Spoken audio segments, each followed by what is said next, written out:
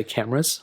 Now, like I mentioned before, the iPhone XS has that dual camera setup, a 12 megapixel wide, then a 12 megapixel ultra wide sensor, where the iPhone 13 has that 12 megapixel wide and 12 megapixel ultra wide sensor. But the iPhone XS has a telephoto lens. I think I may have misspoken. This is a telephoto lens on the XS and not an ultra wide sensor. Now, when you look at the UIs and everything on both, you can kind of see they have the same exact thing going on for the most part. There's really not that big of a difference as much as you may think. You have video mode, portrait mode, all this stuff. You do have this new cinematic mode on the iPhone 10, on the iPhone 13, which does look pretty cool. It essentially blurs out a lot of the photos and video. It essentially blurs out a lot of the videos and makes it kind of like portrait mode for video, which I think is really cool.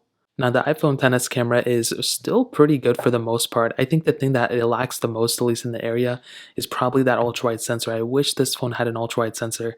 That would have been so cool, and I would have loved that so much. Unfortunately, we don't really have it, so there's really nothing we can do in that standpoint.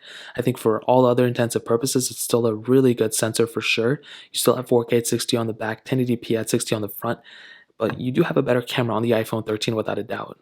With the iPhone 13, you're getting that ultra-wide sensor, which is something I appreciate a lot more. I don't think it's a big deal or anything, but for some people, you may actually prefer that. I also noticed that this camera is much smoother looking and better than the iPhone XS series, which makes me think that this is the breaking point. If you have an iPhone XS or if you have an iPhone 11 or newer, keep it. But if you have an iPhone XS, this may be a really good upgrade going from this phone to even an iPhone 13, in my opinion.